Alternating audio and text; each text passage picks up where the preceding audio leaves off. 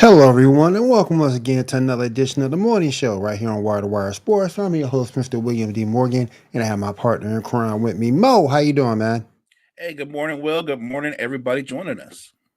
Yes, thank you for being here with us this morning. We do appreciate you taking your time out of your day to join us.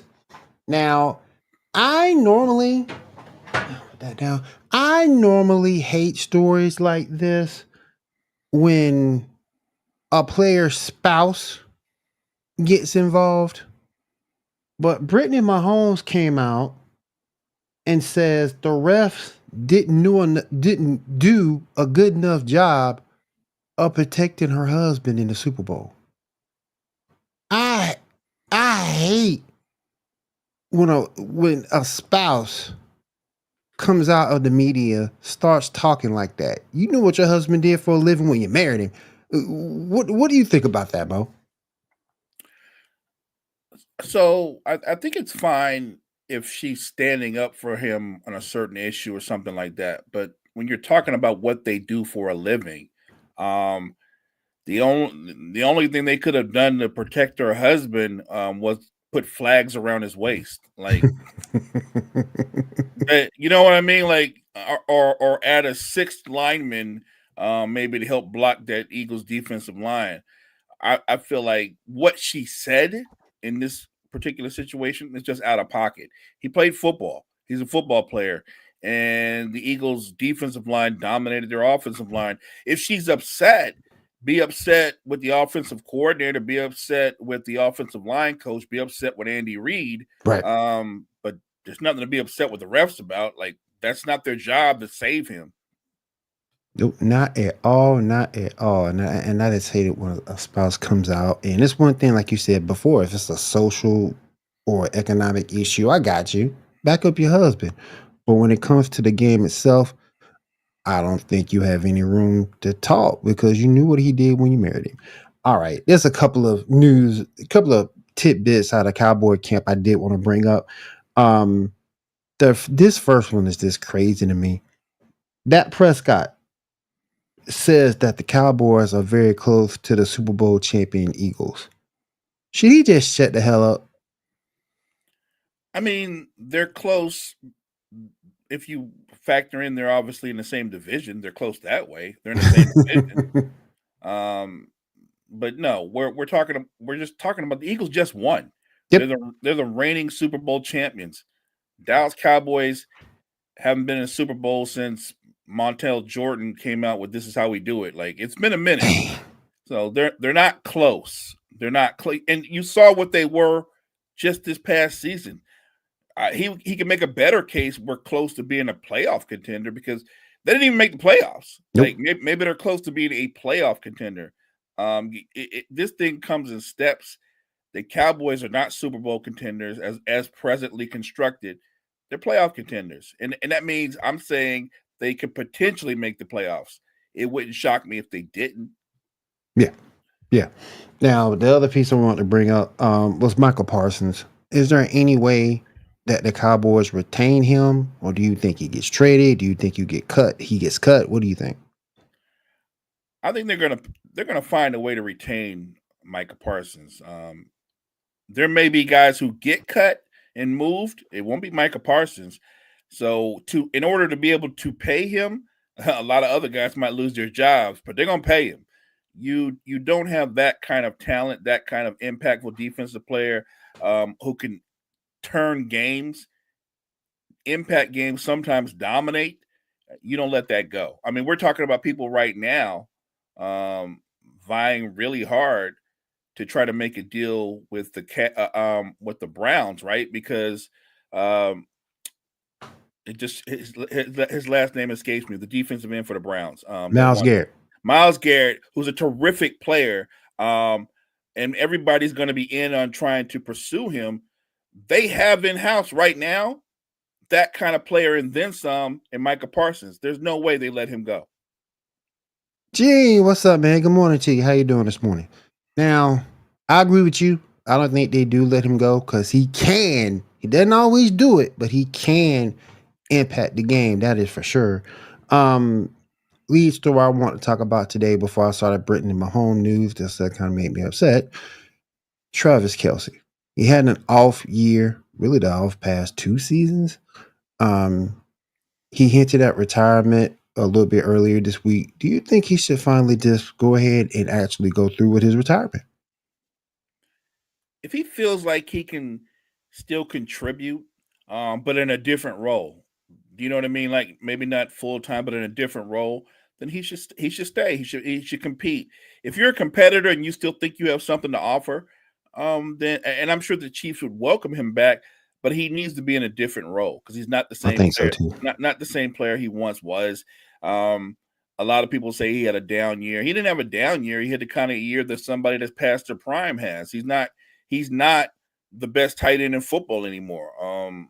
What he is now is he's that crafty veteran who can help a younger player out and make them better. He could be a great locker room presence. I think Right. he could be more of a situational player. He can have that kind of impact. So if he wants to come back, he should. But if he's really considering retirement, look, he's going to walk into the Hall of Fame. Mm-hmm. He's gonna walk into the Hall of Fame, and Easily. and he has a strong case for being the greatest tight end of all time. So if he thinking that way and leaning that way, then that's the way he should pursue. Not to mention with his personality, that outgoing personality, him and his brother already have a terrific popular show. Yep. I could see him up in the booth at some point. He's very colorful, very knowledgeable. So he has a couple of avenues that he could pursue. Let me ask you this. Amongst tight ends, where would you rank him all time? I really have it right now. I have him number one. I've got Makes Kelce sense. number one Makes because sense. because he has the accolades, he has the numbers, and he has the rings. Like he's done it all. He's done the triple double when it comes to what you can do in your profession. And nobody's ever going to question.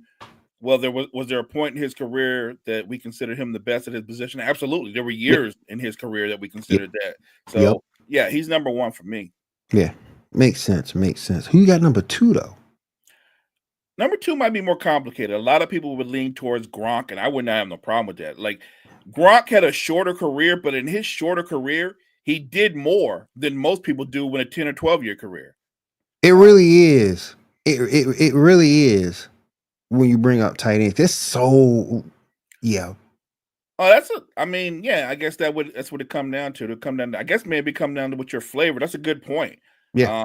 I know when we talk about greatest running backs of all time, first thing a lot of people say Barry Sanders.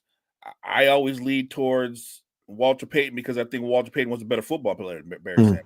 mm, He was a more complete player. mm. Agreed. Now back to the tight end discussion. So you wouldn't have Shannon Sharp maybe number three? I think Shannon Sharp's in the top five. I don't think he's. If you look at it, I mean, he's won a couple of rings. He has good numbers. But if you're talking about great careers, remember, just like in any other sport, there's some really great players that didn't win rings. True. True. I would have Tony Gonzalez ahead of Shannon Sharp. I think Tony Mm, Gonzalez was tremendous. mm. Everywhere he went, he just didn't ultimately win a ring. So I would have Tony Gonzalez ahead of him. He might be four. Like I said, Mm. there's been a lot of great. There's been, I mean, we Antonio just Gates. Antonio Gates is getting ready to go into the Hall of Fame. Yep. Antonio Gates, look, he was on a great Chargers team, but they couldn't get over the hump. But yeah, Nope. I might Nope. have Gates ahead of Ooh. him. Like it's tight. It's really tight. That's Gene's list right there. Gronk, Kelsey, Yeah, Gonzalez, Gates, there and Shannon Sharp. there Club it Shay is. Shay. Same. There it is. The only difference is I don't have Grunt one, but I got you. Go ahead and y'all go listen to Club Shay Shay. Y'all go listen to Nightcap. That shit was funny. It's very funny, very It entertaining. I'll go check it out. It's on YouTube. it is entertaining. And especially because sometimes Ocho just says wild stuff. He does. He does. Who says the wildest stuff though? Would you say Ocho would say the wildest stuff, or would you say Gilbert Arenas would say the wildest stuff on his show? It's Gilbert Arenas. Not even close. And the thing is, Ah! you can't stop with Gilbert Arenas. It's the whole show. It's Gilbert Arenas. It's Rashard McCants. It's I Kenya can't stand Martin. Rashad McCants. Like Rashard McCants talks like he had this incredible dominant career, and anybody that followed Rashard McCants knows he had a cup of coffee. Yep. He was Yep. in the NBA in a cup of coffee and had Yep. little to no impact in the NBA. Yep. Like Michael Beasley has a better case to talk trash than Rashard McCants. True. I agree with that. Now, going to your 49er for a minute, came out yesterday that Deebo Samuel has been granted permission to seek a trade. Will he have any takers, Mo? I think somebody will take him. I don't doubt that. There are a lot of teams that can always use another weapon. There's going to be I think there's going to be a team that's going to take him and try to use him as if he's a number one wide receiver, and that he's not. He isn't. I've told people this for the longest time. I'm like, y'all keep harking back. You keep harking back to that one big season. He's a really good player, but let's not confuse things. He's a great football player. He's an average wide receiver. Thank you. He's an average not a great route runner. Doesn't separate from people. Right. He's a luxury that they had. I get how a lot of Niners fans are. Oh, we loved. I love him too, but I'm not paying this guy as like a number one wide receiver when he's not a number one wide receiver. Like, and I've always said Ayuka was a better receiver. I've always said that. I've always said that too. I always said Ayuka was a better receiver. Because he said that. Don't get me wrong. When it comes to football player and mentality, you want what Deebo has. But when it comes to the skills of a wide receiver, exactly, that's what I question. Right, but having a Deebo Samuels on your team, you have the one, you've got the cap space to pay him, and two, you plan on using him a certain way. Like if they told me, well, the Kansas City Chiefs pick up Deebo Samuels, would they use him to max out his skill sets? Absolutely, and he would do well there, but not well there where he's going to have a 1,200 or 1,100 yard. He's not going to do that. That's right. just isn't who he is. Matter of fact, Deebo weighs about 228, 230. That's a big boy. But my point being, you might want to switch to tight end. That's a big boy. I'm just saying he might, or H-back or something like that. But if you're telling me Deebo's going to be a loss for the Niners, he's a loss, but he was a luxury to begin with. Right. And maybe he's a loss more in the locker room than he's on the field, as far as I'm concerned. Like what they need, because Ayuk's coming off their injury, what they need is somebody that they can bring in who's as good or better than Ayuk at the wide receiver spot. I say T. Higgins, who is better than Ayuk, I think. So yes, they need someone like that more than they need the luxury of Deebo. Yeah. If Higgins' his career is being sort of kind of marred by injury a little bit, but he's shown up and on the other side of Jamar Chase plenty of times, and for him to play with Ayuk and get that single coverage, man, he can still perform at a high level. I think so too. Now look, the Niners are going to have to do salary cap gymnastics this offseason to fit a lot of guys under the cap. Yeah. And look, Deebo's wanting a trade, but when they say, yeah, go out there and see if you can get a trade, it's because they don't need him. They don't need him. Now, me and Gene talked about this on Monday night, just a little bit. Kellen Moore has been officially hired as the head coach for the New Orleans Saints.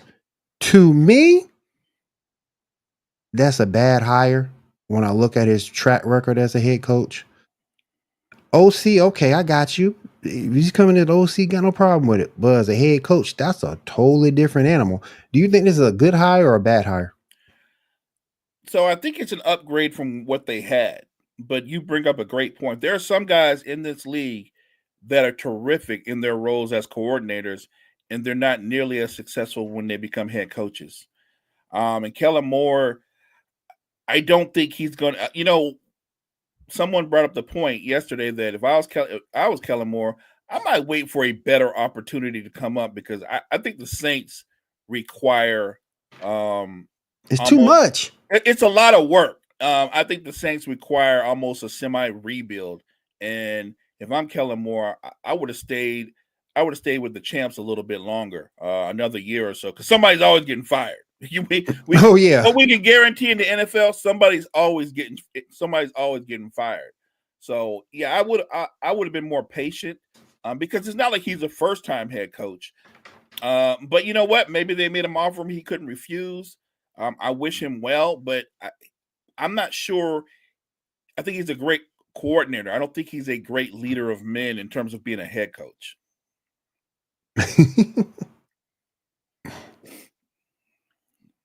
I sort of kind of get where you're coming from because when you look at him in Dallas, I didn't like his tenure, and I might be speaking out of turn here, but I didn't like the job he did in Dallas. I feel like he's very similar to another former Dallas Cowboys coordinator, Norv Turner. When he has a strong game, you know what he does? He uses the strong run game. Yep. He simplifies the game. Yep.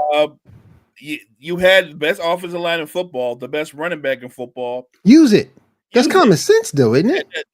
Right, but I'm just saying the only thing the saying the only thing about common sense, it's not that common. I just think he just went with the right thing. You can make the argument he's an ordinary offensive coordinator, but I felt that way about Norv Turner too, who Right.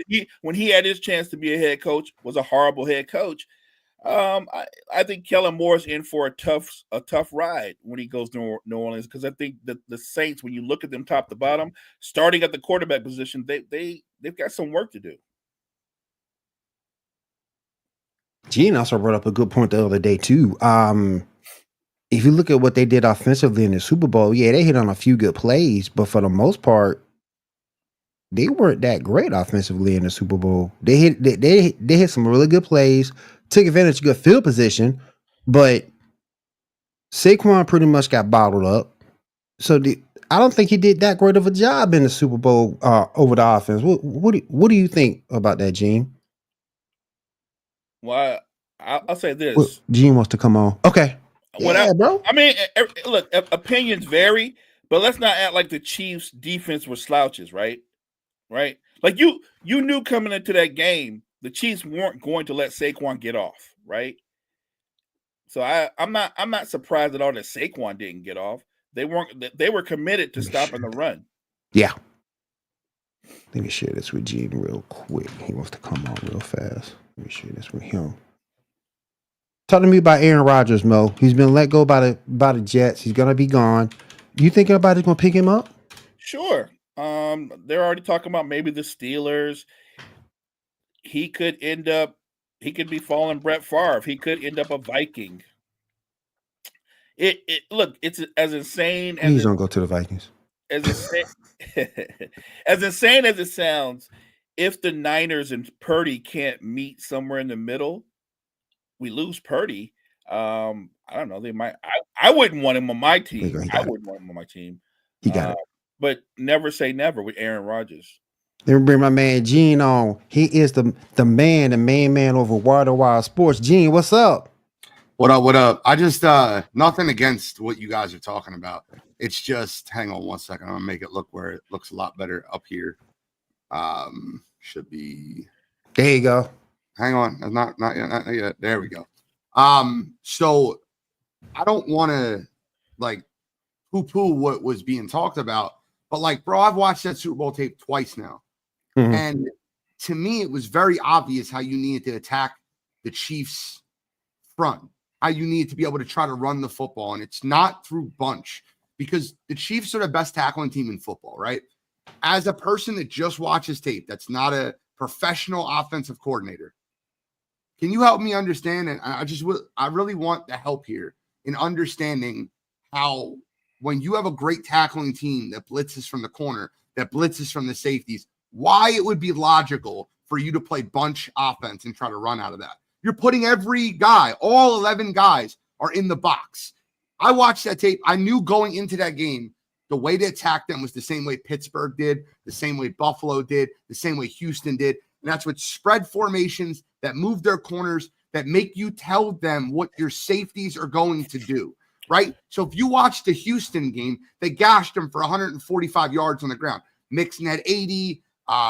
Stroud had 35. Like, they end up having 160 yards. the game where they got gashed the most was Pittsburgh.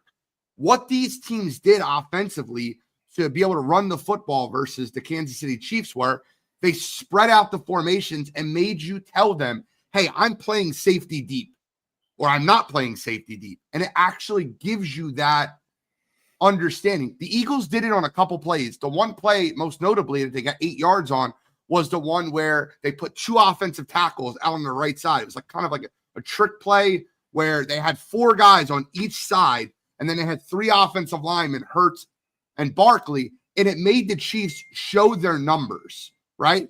Kellen Moore is not a master strategist. I want you to go back and watch any Eagle game this year and tell me a game in which people were schemed open schematically. Not guys that were just thought to be open, but schemed open. Like, oh, wow, that was a great play design. And you don't get that. He's not going to be a great head coach. It's going to be a failure in New Orleans. New Orleans is one of the worst jobs in the NFL. And I'll give Kellen Moore this credit, and then I'll hop off and let you guys get back to what you guys are talking about.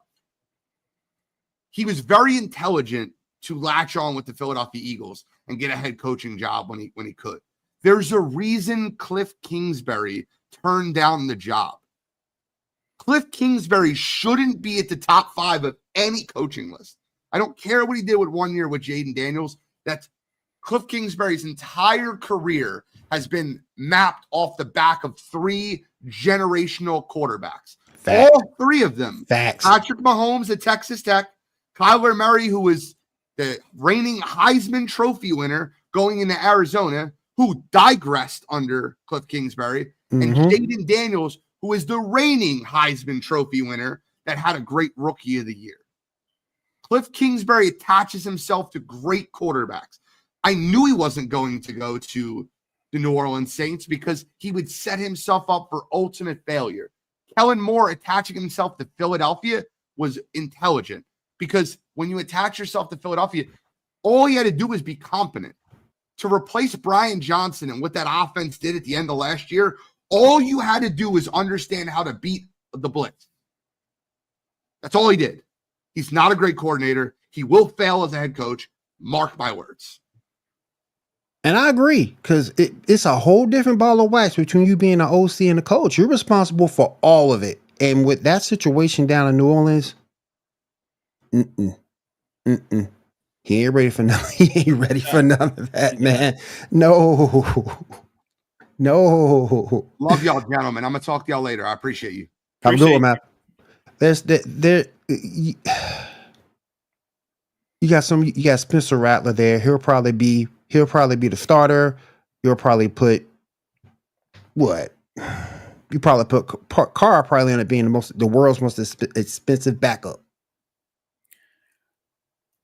Either that or knowing how vanilla he can be, he's going to go with Carr and try to coach up Rattler maybe for a mid-season change. But initially, I think Carr's still going to be if he's on the roster, Carr's going to be the starter. Yeah.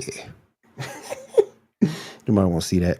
I'm not going to do anything negative. Let's move over to basketball real quick. There's some things in the NBA I did want to talk about. The 76ers lose yet again to the Brooklyn Nets, 100-96. Y'all know I can't stand Paul George. I'm sick of the man. He's more podcaster than player. Mo, 2 points last night. 2 points, making $200 million. No, what is enough? I've always liked Paul George's talent, his skill set. And there are times where he just looks like the best player on the floor. But what I've always questioned with Paul George is I never thought Paul George had any dog in him. I just, you know what I mean? Like, I'm the dude. I'll take over. I'll be the guy. Like, early in his career, the younger Paul George, when he was with the Pacers, you felt like that because he was really aggressive, always in attack mode. I just think that Paul George, as he's gone on in his career, he just is content with being the second guy. Like even when Russ went out of his way to push him forward in OKC, when they got into the playoffs, you could tell he wasn't comfortable being the guy. It's weird because you bring him to Philly. They didn't bring him to Philly to be the guy. Nope. They brought him to Philly to be a really productive, competent third guy that could take pressure off of Maxey and Embiid. And I feel like he's playing more like a role player than a third guy. Like, we're not paying. Are we really paying you $200 million to give us role player production? Like, that's a Daryl Morey thing. That's more Daryl Morey than Paul George, because you got to be smarter than that. This is going to be one of those really epic fails of a big move. And I'm looking at the Sixers record. They would have to make a massive charge to make the play-in. It didn't make it so bad. To make the play-in. It didn't make it so bad. Maxey didn't play last night. You think that he would step up into that role and be that guy. There's no Maxey there. But no, 2.6 rebound, 4 assists, 2 steals, 3 blocks. Also had 3 turnovers. For $200 million? Oh no. Oh no. And that contract is going to seem a lot heavier every year because he's only going to get older. Yep. Do you know what I mean? Like it doesn't get better; it gets worse. Look, the good thing is, if you're a Philadelphia fan, you're still on the high that the Eagles just won the Super Bowl, so you can kind of try to fend off the headache of the Sixers because you won the Super Bowl. But I really think this offseason, Daryl Morey has got to revisit the idea of trading Joel Embiid to start their rebuild. I agree. I agree with that. Let me ask you a question, Will. Sure. So there was an episode of First Take. I don't know if it was I think it was yesterday's episode. Mm-hmm. And they were talking about Kevin Durant because he passed the 30,000 points scored mark. And Stephen A. Smith says something I thought was I didn't agree with outright. He said Kevin Durant's a top 10 player all time. So I guess I want to ask your opinion. Is Kevin Durant, who are you moving out of the top 10 to put Kevin Durant in the top 10? Nobody. There's the usual roster of guys, right? But even if you did something like, let me take out Russell and Chamberlain because they're iconic players, but let's set aside you took them out. I still don't think you'd be in the top 10. Nope. I'm not moving any of those players out. Because I actually have I have Akeem Olajuwon in my top 10. Actually, Me too. I'm not moving out Olajuwon for Durant. No. Stephen A. Smith's argument is a poor argument. He was like, "You've never seen anybody that's 7 foot tall who can handle the ball and have his skill set." Right. If you're going on talent, like we're having a combine, Durant is easily top 10 on talent. But but you make the top 10 on the basis of your career. You know what I mean? Not on what you could be, but what you ended up being. And his argument was that Wilt Chamberlain was getting drubbed in his rivalry with Bill Russell. That's a terrible argument because Bill Russell played with like 9 or 10 other Hall of Famers. Like it's a lopsided argument. Like you know what Wilt Chamberlain didn't do? He didn't join the team that busted his tail the season before. He didn't go join them. Right. I love KD. I do. And he deserves all the credit for everything he's done great. But I think the further we get into his career, we're just looking at his numbers and not really the results. He's had zero impact on the NBA, the last 5 years? Yep. And right now, his sons, they're not much better than the Sixers. So I think he's a great player, but I think you're talking about a top 15 all-time player, not a top 10 player. We had the Golden State Warriors last night lose to the Dallas Mavericks, 111-107. Jimmy Butler finished with 21 points. How are you liking his role with the Warriors so far? Look, I think Jimmy Buckets fits well with them because he's very unique. There's not a lot of small forwards in the NBA who have a post game, but Jimmy Butler's one of them. He gives Golden State a post presence offensively. And when he has an off shooting night, the beauty of Jimmy Butler is he still gets to the foul line 10 times a game. So he can generate offense that way. Not to mention he gives you another ball handler and he gives you another defender. So Yep. I think he's a good fit. My only problem with the trade is the mentality that you're going to make a title run. I don't think they have enough to make a title run. I think they have enough to make a playoff run. And so I just don't know if Jimmy Butler to the Warriors, when it's all said and done, is going to yield back any impact.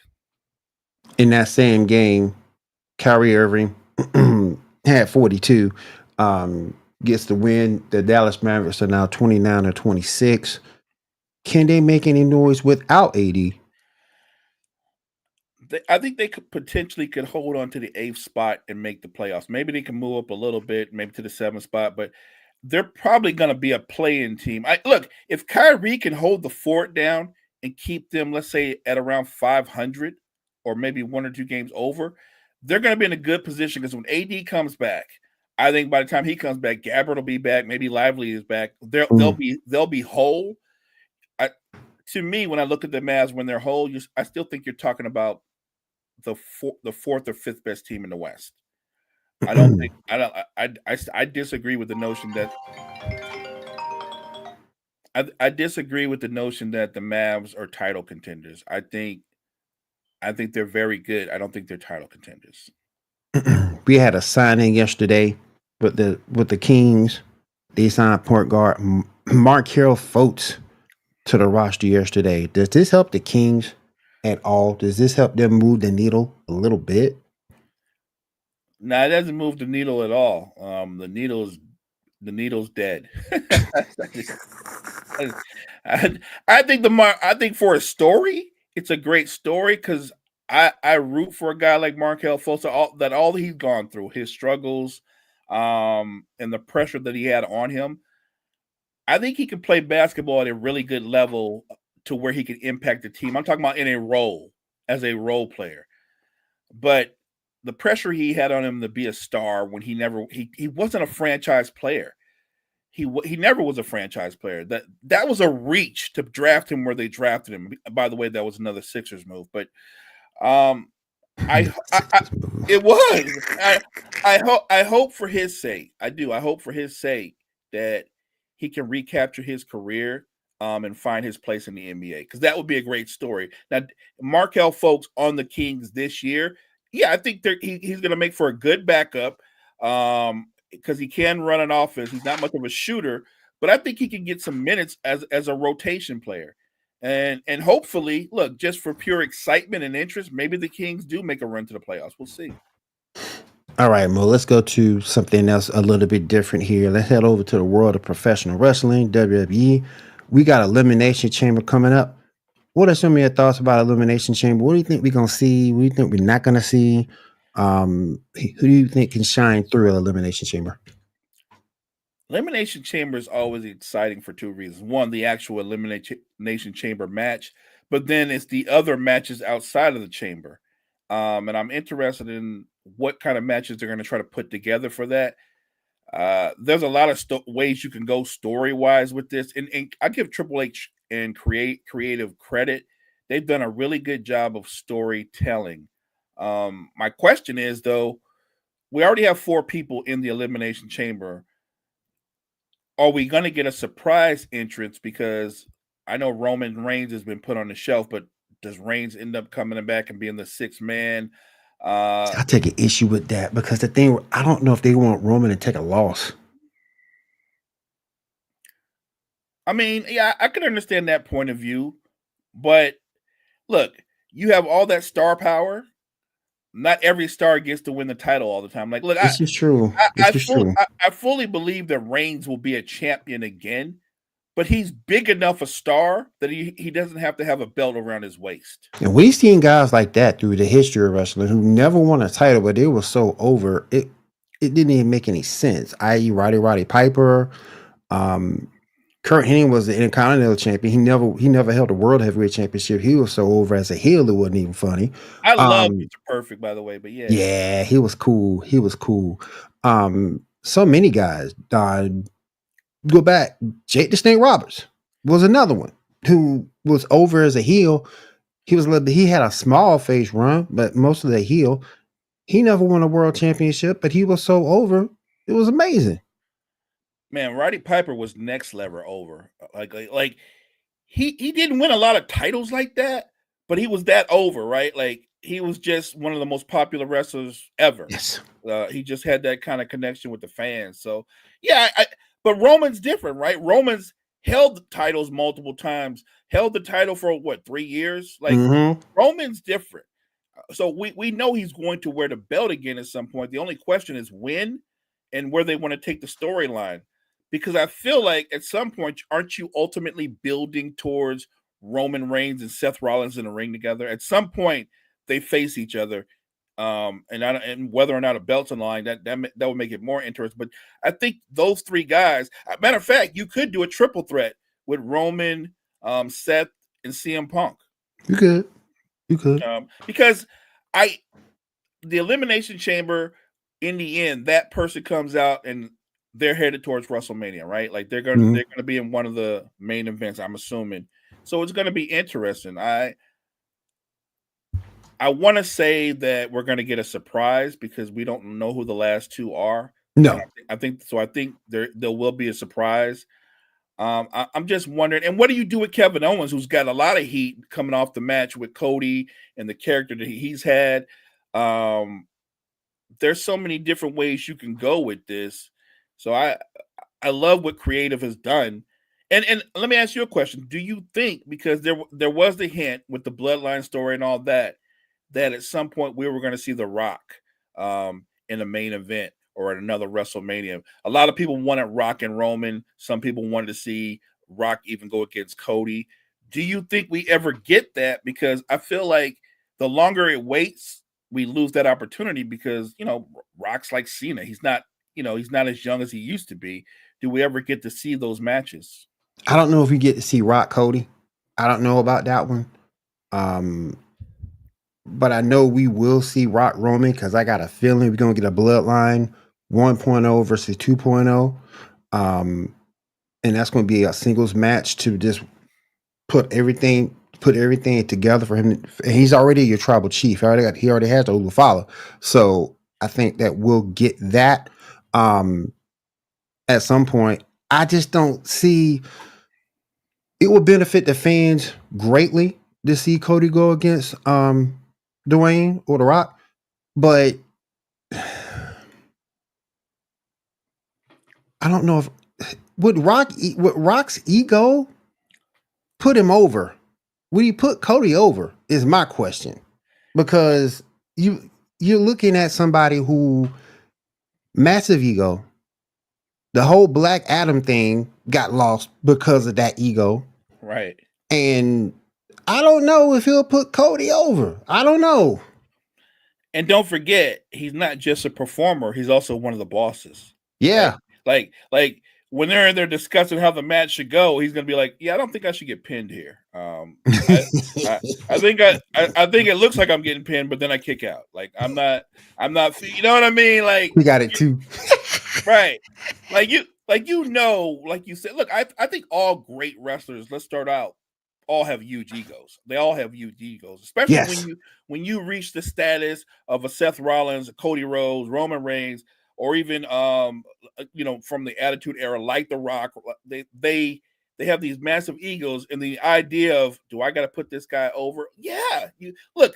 The one thing that I always loved about John Cena is he never hesitated to put somebody else over. No, never hesitated. He put so many guys over.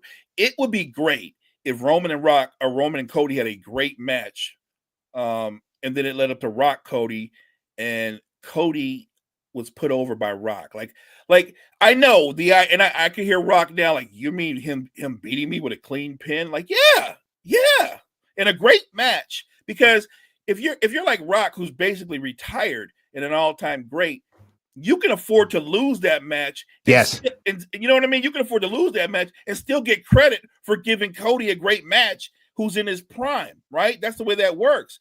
But if Cody loses, it kind of takes him down a notch. Right. It does. It does. It's not good for business. Cody Rhodes is as over as you can get right now.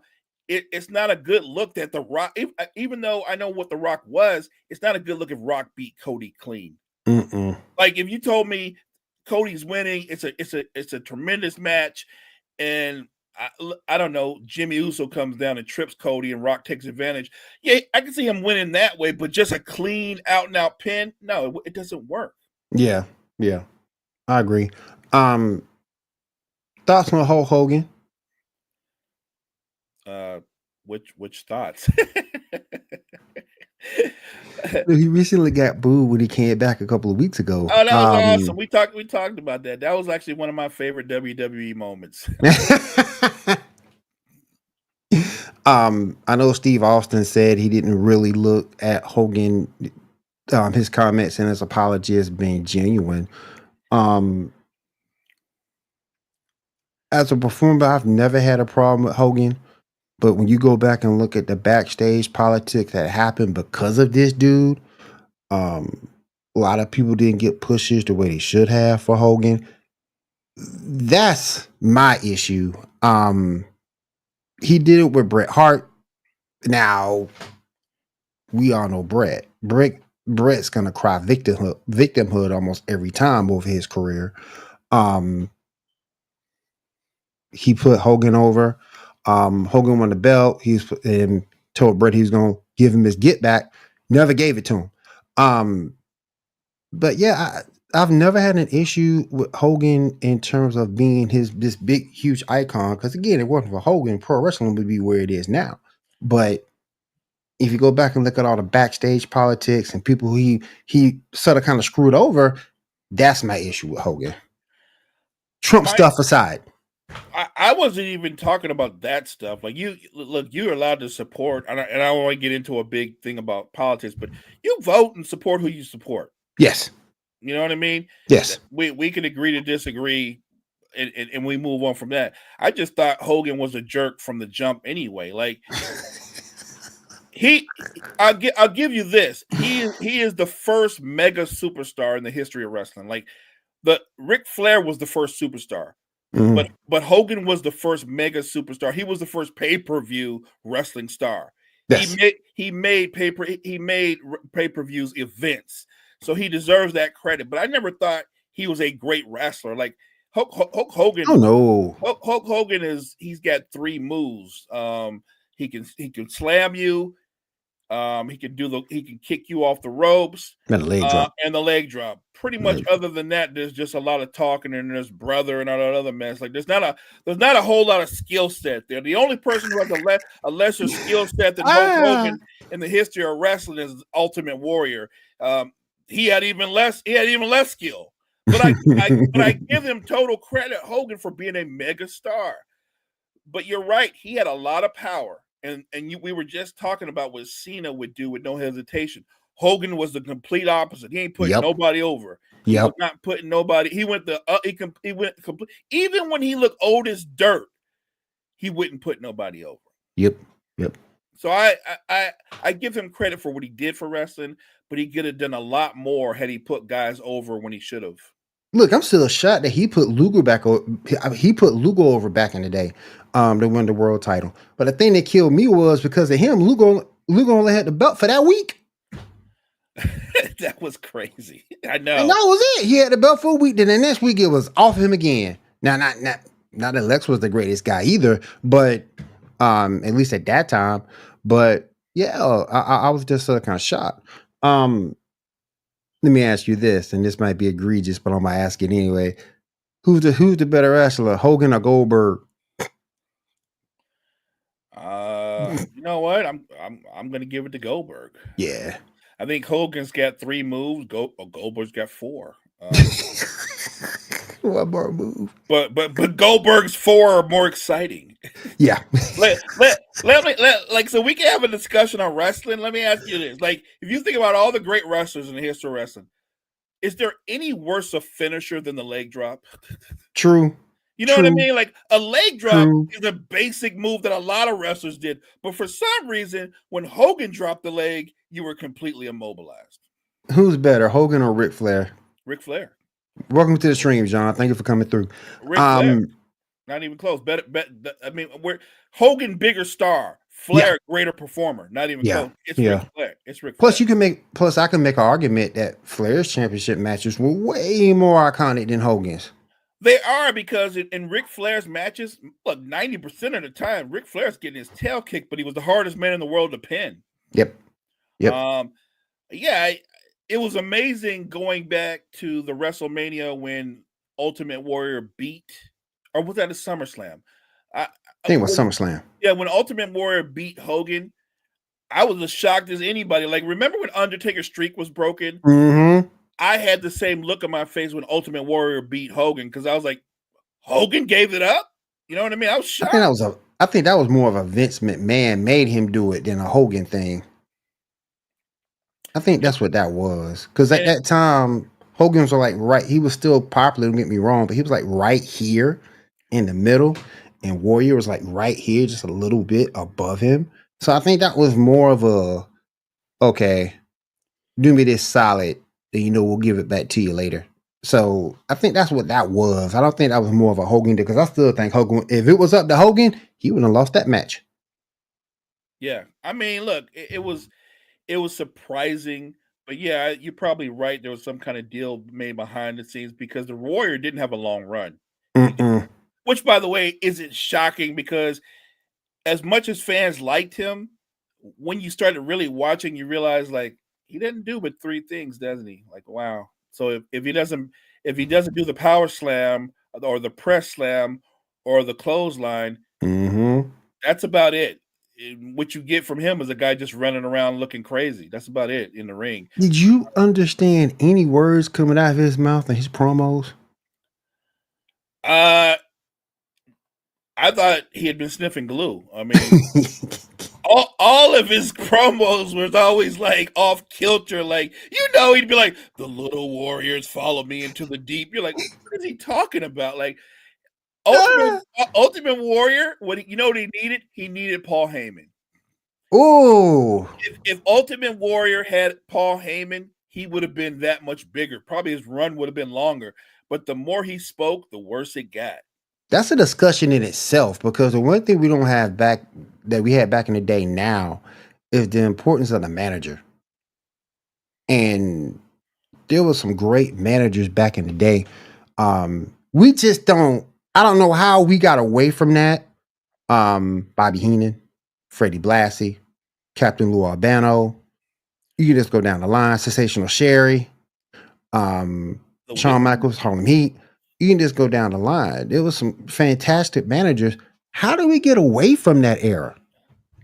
I don't know. They kind of made the managers obsolete. Although when you look at Heyman is more than a manager, because he's also a microphone, right? Like, yes. Because Heyman, he did. What he does is Heyman he can clean up the fact that the guy that he's advocating for didn't have any mic skills. Like, Heyman made Brock Lesnar greater, right? Because he didn't have any mic skills. Heyman helped Roman out, at least to the point where Roman had developed more. Now Roman can speak for himself. Yes. He's still not the greatest on the mic, but now he's a lot better on the mic. He doesn't need Heyman to advocate for him as much. But I think there are a lot of guys right now in the WWE who aren't great on the mic who need a Heyman. And so instead of having a manager, maybe what they should do is look for mouthpieces that can advocate for some of these guys that can't really get on the mic and speak. John brings up a good point. Rey Mysterio. I'm still mad at John Cena, because the last time, because he never gave Rey back his get back when he beat Rey for the title. He should have got his get back, but Rey never got it. I'm a big fan of Rey's, but you feel like even now in his career, they've kind of put him, and I look, he's been around for a minute, but they've put him in this. He's more of a mid-card guy now, because when I saw Rey and Logan Paul wrestle just this past Monday, you and I know, everybody in the building knew who was going to win. Oh yeah. It was going to be as interesting and as competitive a match it was going to be. The winner was already decided. Oh yeah. Oh, you knew that. So Rey's no longer like a main event kind of guy. And I would like him, at least at some point, Rey's going to retire.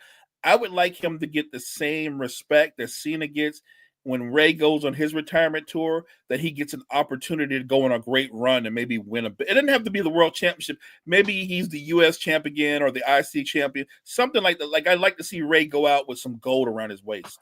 if not more. Because if you go back and look at Ray got over in how many companies? 3 Yeah, in his career. yeah. AAA, WCW, and WWE. You know how hard that is to do. That's tough. Booker did it. AJ Styles did, but I think AJ Styles really got it because he's running Japan. Then when he came back, he was just mega over when he came back He from was. Japan. Mega over. I think Booker is one of the most underrated wrestlers of all time. World champion, world tag team champion. Yeah, he's underrated, and as a performer, because remember Booker goes about 6'4", he's about 265, but Yeah. incredibly agile and Yeah. quick and athletic. Just underrated overall. But yeah, I when I look at Rey Mysterio's career, I think he is underappreciated. I'm with John. Like he hasn't gotten his due for what No, he ain't gotten his love. Has not gotten his. I love his stuff with Dominic though. But do we love it because of Ray, or do we love it because we really hate Dom? Like don't we love to hate Dom? Yes. You know what I mean? Like every chance you get, you like Dom comes out and they don't even let Dom speak, right? That's how much heat Dom has on him. What's going to be interesting, Will, going forward, at some point down the road, Dominic Mysterio is going to start winning belts. Mm-hmm. And when he wins the belt, the heat that's on him now as a heel is gonna triple. Like, oh yeah, if you think they hate Dom now, let Dom beat one of their favorites for a title. Wait till he start winning titles. Yeah, it's gonna go. He start winning titles. Right, it's gonna go through the roof. Let me ask you about another wrestler, and this guy, I love him to death, and I still think he has the second best promo in wrestling. I think the first best promo was Dusty Rhodes' Hard Time promo. If y'all ain't check that out, go to YouTube, check out that promo from Dusty Rhodes, Hard Times. Greatest promo ever in my opinion. But I think his interaction with Ricky Steamboat back in the day in NWA, but before it became Impact, was huge. That's R-Truth. And back in the day, he was Ron Killings, but now he's R-Truth. Do you think he's a Hall of Famer? He's had like a really good career. And he's one of those guys now that he gives you this little comic relief when he comes in, right? And he plays up the comic relief, right? He does. He's funny. I think he's entertaining. He's really entertaining. I say this. If Coco Beware's a Hall of Famer, R-Truth's a Hall of Famer. And he'll get in the same way that Coco got in for being a good hand. Yeah. Let's be honest. He got in for being a good hand. Not taking anybody away from what he did in Mid-South, because Coco was the man in Mid-South. Oh my gosh. People forget Coco was winning championships in Mid-South. Oh my goodness. If you're a real wrestling fan, then you will recognize that. Like Coco in the Mid-South, I could get into Iceman King Parsons. He won a lot of titles on different areas, but when he came to like some of the bigger federations, wasn't that successful. My man Tony Atlas was a monster for years. He was wearing the IFC title, like as a heel. Like Tony Atlas as a heel, he was great as a heel. So yeah, I'm with you. I think on R-Truth gets in as a hand. I think you're dead on when it happens. Will, your prediction is going to be spot on. And speaking of Tony, you remember that stuff he did with Ken Patera back in the day? Yes. Yeah. That was amazing, man. Yeah. That was amazing. That's a name you don't hear a lot. Ken Patera. Yeah. The strong man.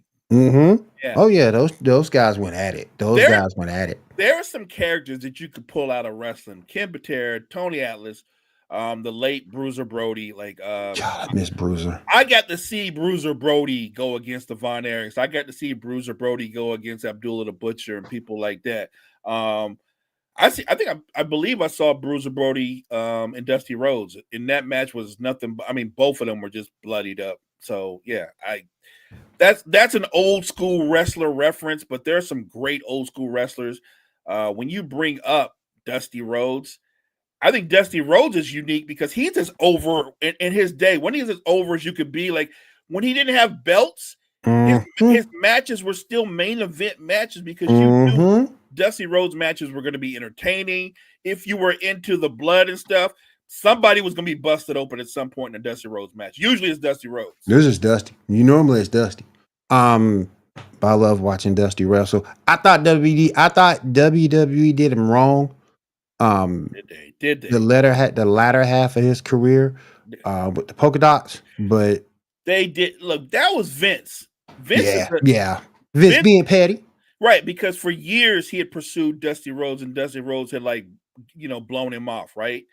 And when he finally got him under contract, that American Dream thing with the polka dots, and he had I can't remember the lady's name that she would come out dancing with him. Like, come on, man, I didn't like that at all. I didn't Sapphire, like that. I think her name was. I think you're right. Her name was Sapphire, but that was Vince McMahon wanting to publicly degrade Dusty Rhodes. Oh yeah. And he did it. Oh yeah. I thought he got disrespected. Speaking of Vince McMahon, I'm glad you brought him up. They actually settled his lawsuit against the SEC. Shocking. So the only thing that Vince has going on right now is his civil suit with that young lady, and she's trying to get the WWE to release release her from the NDA's non-disclosure agreement. But I think he gets past that. If you could get past the SEC, I think he gets past that point. I don't think we've seen the last of Vince. Yeah, WWE's not going to sign him, and I get it. They're not going to bring him back. I understand that point. They're not going to bring him back. But I don't think we see the last of Vince. I think Vince, if anything, he starts something new and comes back. I think he will try something like that. And as far as the civil case, she's trying to get away with NDAs. The problem she has is that's why they make you sign NDAs. Mm-hmm. There's no getting it. I don't think you're going to be able to get around that. Right. So I think eventually she'll settle. Right. Yeah. Like Vince has the kind of money that he can fight for the next 10 years. Mm-hmm. So she'll settle and he'll get past that. And you're right. He doesn't come back to WWE, but he's got the biggest ego of all egos. Yeah, he does. He might think that he can establish a whole nother federation because I think he's got that kind. And look, he might not be able to ever reach WWE status, but who's to say that he won't put together an entertaining federation that has? And look, we're wrestling fans, so if Vince does it, I'm watching. Exactly. I'm going to watch if it's entertaining. Maybe because Vince, if I can't beat you or if I can't get rid of you, I'll just buy you. Exactly. So how I know he won't buy Tony Khan out and take over AEW. Right. All right, Mo. We've come on the break. We come on the break end of the show. Went a little bit long talking some pro wrestling, but it's all good. Let's go ahead and close it out. Thank you guys for joining Will and I this week. We appreciate your support. Make sure you take care and watch all the great content we have at Wire to Wire Network. Wire to Wire Network, appreciate you. Thank you for having me here, you guys. I do appreciate it. Thank you for being here for the morning show. Thank you for coming out, Mo. Thank you for everybody in TV land, John, Gene, everybody coming out. We do appreciate you. And I will see you again next Wednesday right here on the morning show on Wire to Wire Sports. I'll see you then.